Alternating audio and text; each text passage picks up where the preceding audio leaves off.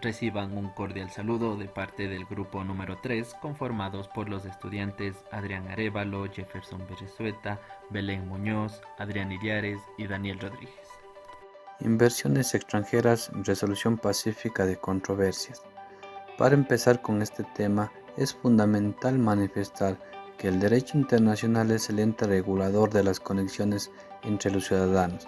Es por ello que la doctrina ha distinguido dos clases de personas, la primera siendo las personas naturales y la segunda las personas jurídicas.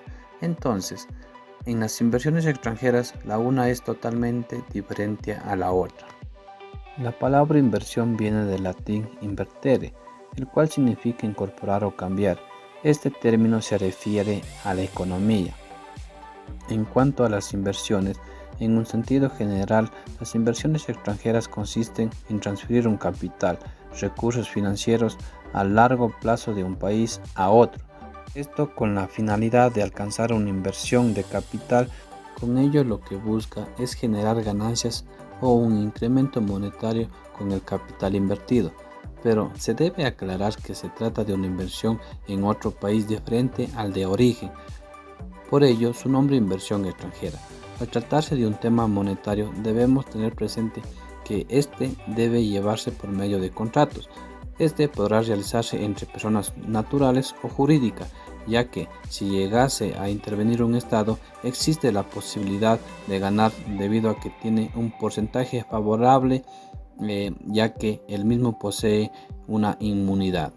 Al abordar el tema de soluciones de controversias en cuanto a las inversiones extranjeras, nuestro país está considerando en adoptar un marco de negociación de tratados en lo que se refiere a la inversión extranjera, en concordancia con nuestra Carta Magna y los tratados internacionales, ya que se ha logrado identificar los principales enfoques que de cierta manera lo vuelven críticos a un nivel internacional, posicionándose el arbitraje como el medio más idóneo para la solución de conflictos. Es por eso que, al referirnos a los medios alternativos para la solución de conflictos, siempre que exista un problema o conflicto entre las partes, se lo podrá resolver sin acudir a una instancia judicial.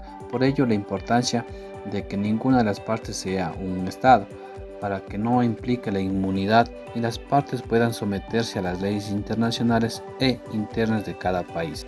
Si bien el arbitraje es el medio más idóneo para solucionar conflictos en cuanto a la inversión extranjera a nivel global, está empañada de una gran problemática como lo es la legitimidad.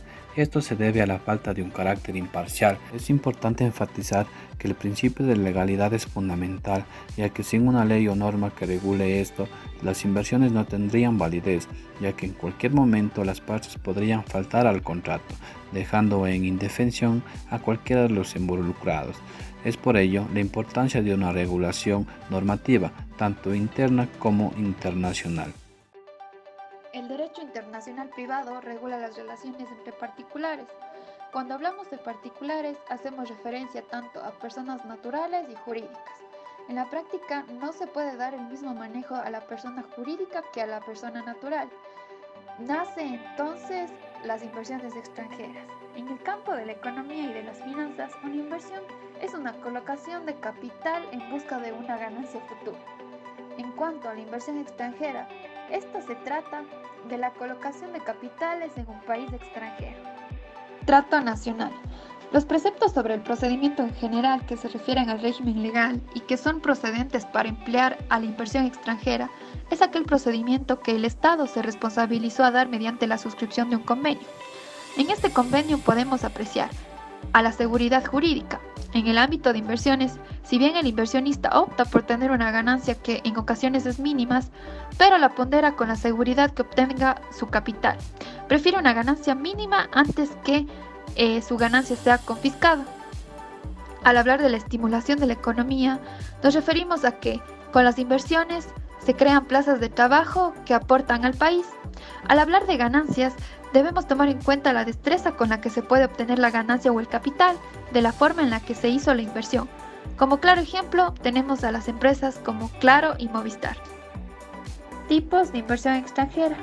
Los tipos de inversión extranjera se dividen en tres: la inversión extranjera directa, la inversión extranjera indirecta y la inversión de portafolio. Cuando hablamos de la inversión directa, esto implica comprar y mantener activos individuales por sí mismo, como por ejemplo, poseer acciones de una empresa, bonos emitidos por un gobierno o bienes físicos. La titularidad directa de los activos implica plena responsabilidad sobre los mismos. Por otra parte, la inversión indirecta implica colocar el dinero del inversor en un vehículo de inversión como un fondo que recopila el dinero de muchos inversores y lo utiliza para comprar y vender activos tales como acciones y bonos para generar una rentabilidad. Por otra parte, la inversión de portafolio es aquella inversión que se debe realizar a través de un mercado de valores, por medio de la compra de acciones, bonos u otros títulos financieros que pueden tener productividad estable o inconstante. Principios rectores de las inversiones extranjeras. Entre los principios rectores más importantes debemos observar los siguientes puntos. Primero, la inversión no debe ser discriminatoria. Al abordar el tema de inversión se debe precisar que jamás el capital invertido podrá ser rechazado al tratarse de un tema discriminatorio. Segundo, tiene mayor libertad. Dentro del Ecuador el tema de inversión extranjera es muy relevante, ya que siempre será recibida con gran acogida, dando mayor facilidad al acceso de inversión, pero siempre respetando los parámetros de las normas y acuerdos internacionales, porque se tendrá que velar los derechos tanto sociales como económicos de los ciudadanos, dando un desarrollo sostenible a la población y al país en general. Es incierto, cuando se decida realizar una inversión, siempre presentará un riesgo de que surta efecto positivo a beneficio de aumento monetario o a su vez a efecto negativo y exista una pérdida. Inversionista extranjero. Es toda persona natural o jurídica que no tenga una residencia fiscal en el Ecuador. Para que se considere a una persona natural como residente fiscal en el país, se debe tomar en cuenta que su estadía sea de 183 días o más, englobando ausencias ocasionales en una misma fase. A estos se le suman 12 meses dentro de 2 periodos fiscales, así también que sus diligencias económicas principales radiquen en el país, que no haya subsistido en otra potestad más de 183 días en el ejercicio fiscal y que sus seres más cercanos residan en el Ecuador. Una franquicia es un negocio prefabricado con su propia estructura, marca estratégica comercial y que otras personas después de invertir en ella pueden ser dueños de esta y también pueden beneficiarse. Cuando hablamos de una franquicia filial, nos referimos a una de las formas de expansión de la misma, cuando éstas llegan a una etapa de madurez después de varios años desarrollando la actividad y siendo muy rentables, se pueden plantear el salir de su territorio de origen, y esa expansión puede ser dentro de su propio país o distintos países, en lo que se llama el comercio exterior y en la internacionalización de las empresas, y para hacer esto lo pueden hacer a través de filiales o a través de sucursales. Por el contrario, cuando hablamos de filial, estamos hablando de crear una sociedad nueva. Por tanto, hay una figura jurídica nueva, y en esta sociedad nueva, en la matriz, lo que tiene es el control de esta filial, y de esta nueva sociedad puede ser con una mayoría de las accionariado o con la fórmula que utilicen, pero seguirá siendo la matriz la que tiene el control de esta filial. Lo que sea es una sociedad nueva que tendrá sus propios empleados que no dependen directamente de la matriz, sea que pagar impuestos en otros países, en el impuesto de los impuestos que corresponden en el país y en el que se ha constituido esta sociedad, y por tanto significará que hay una nueva personalidad jurídica, aunque la matriz siga siendo exactamente la misma. ¿Qué son los acuerdos internacionales? Los acuerdos internacionales son acuerdos entre estados u organismos internacionales, asentados por escritos con consecuencias jurídicas internacionales. Los tratados pueden ser bilaterales o multilaterales. La obligatoriedad de los tratados internacionales es la protección a nivel nacional como internacional. El contrato que ha sido celebrado por un inversionista en cualquier estado. También se puede presentar una demanda ante la respectiva entidad judicial o utilizar un medio alternativo a la solución de conflicto, que es el arbitraje. ¿Qué es la inmunidad de los estados? La inmunidad de cualquier Estado es una norma que ha sido establecida por el derecho internacional que enfatiza dentro de las funciones públicas para que sus representantes no presenten problemas judiciales, impidiendo que sean demandados ante cortes extranjeras. En un significado corto, supone que los estados tienen la facultad de no ser juzgados ante distintas cortes de otros países. La inmunidad de los estados se caracteriza por contar con el principio de igualdad soberana, asimismo que va a ser netamente procesal, ya que deberá basarse desde la legalidad de la conducta del Estado. El derecho consuetudinario dispone que todos los estados parte poseen la inmunidad de jurisdicción en el momento que se ejecutan actos. Hay que recalcar que esa inmunidad no da paso para los actos privados. De igual manera es inmunidad irrenunciable. Lo fundamental de esto es la protección de la soberanía de los estados. De la inmunidad no se ve mucho a nivel internacional.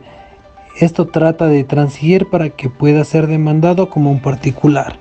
Uno de los puntos claves para la solución de controversias ha sido la creación de los mecanismos internacionales en la resolución de los conflictos. Mediante estos mecanismos, los inversionistas extranjeros han sostenido que en el caso de existir disputas entre el inversionista y el Estado, los mecanismos internacionales serán los más idóneos para solucionar estas controversias. Así como tenemos por ejemplo el arbitraje. El inversor tiene la potestad de acudir a los tribunales internos del Estado receptor, como también tiene la potestad de acudir al arbitraje internacional, siendo cualquiera de estas vías excluyentes entre sí.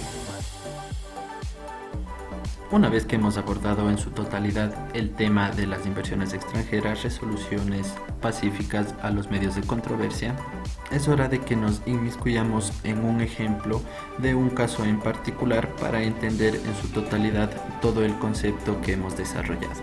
Partamos con el nombre del caso, el cual será el caso arbitral 3467 and Production Company, República del Ecuador, en donde veremos a dos estados involucrados, los cuales van a ser por un lado Estados Unidos y en el otro el Ecuador. Para poder llegar a este tipo de situaciones es importante que exista un estado requiriente, el cual obviamente es Occidental Exploitation and Company, representado por David Rifkin, así como también existe un estado requerido, el cual en esta ocasión es el estado ecuatoriano. Y en este caso, en este tipo de problemas judiciales, se le llevó ante un tribunal el cual estaba precedido por el profesor Francisco Orrego. Como ya hemos detallado estos puntos, ahora es importante para entender el contexto de todo que pasemos a los hechos. Así que comencemos. La empresa Occidental Exploration and Production Company presentó ante el Servicio de Rentas Internas en el Ecuador la formal petición de devolución del impuesto al valor agregado conocido como IVA, pagado por concepto de compras e importaciones de bienes relacionados con la actividad de exploración y explotación petrolera que mantenía en virtud del contrato de participación suscrito el 21 de mayo de 1999. Pero el 19 de octubre del 2000, Occidental, por medio de un acuerdo farm-out, transfirió el 40% de sus derechos y obligaciones del contrato a la empresa canadiense Encan, que antes era denominada como Alberta Energy Company. Ante todo esto, la petición de devolución fue negada mediante resolución 664 del 28 de agosto del 2001. Sobre este acto administrativo, Occidental presentó juicio de impugnación ante el Tribunal Distrital de lo Fiscal. Posteriormente, mediante resolución 046 del SRI de enero del 2002, el SRI establece que Oxy tenía la obligación de pagar el IVA, ya que además existía un criterio vinculante para el pago del impuesto. Esta, a su vez, en agosto del 2005 traspasó estos mismos derechos a la empresa china Andes Petroleum. Al no ser entidades americanas, ninguna de las dos fue parte del proceso arbitral, ni estuvieron protegidas por el Tratado Bilateral de Impresiones firmados por Estados Unidos. Pero ante las demandantes no revelaron la existencia de esta transacción, que no contó con la autorización previa que exige la ley. pues sabían que era causal de caducidad y lo mantuvieron en secreto por 3 años. Pero esto no quedó así, ya que fue descubierta a través de una auditoría realizada por la Dirección Nacional de Hidrocarburos en 2004, en la cual por accidente Oxy entregó copias no firmadas de los contratos farm out. Ante este hecho se inició un proceso de caducidad que terminó con la declaratoria por parte del ministro Iván Rodríguez el 15 de mayo del 2006.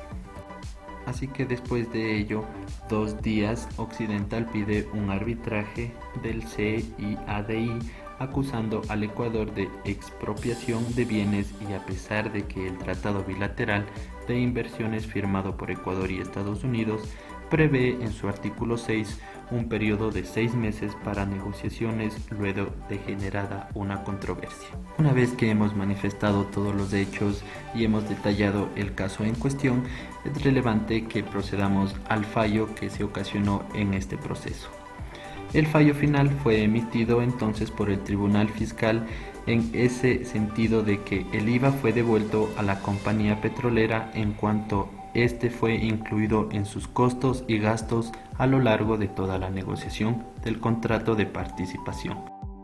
Para concluir con el tema de las inversiones extranjeras, resoluciones pacíficas de controversia, ha sido muy claro durante todo el desarrollo del mismo el resaltar en primero que las inversiones en países extranjeros siempre será beneficioso, ya que el transferir un recurso financiero monetario, el mismo que será más del 50% de la inversión que genera al país en donde se invierta, tenga un alza en cuanto a un desarrollo sostenible, tanto económico como social.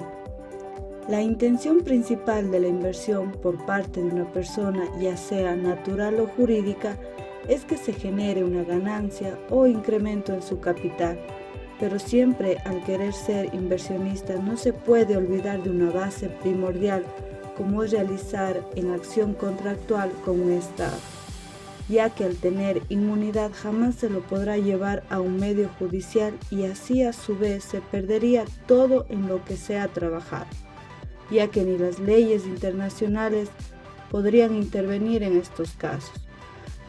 Pero al bajarse el Estado a la altura de una persona, sea natural o jurídica, ahí se podrá realizar acciones legales porque existe una normativa tanto interna como internacional que obliga a responder a cualquiera de las partes y dar cuenta de sus actos.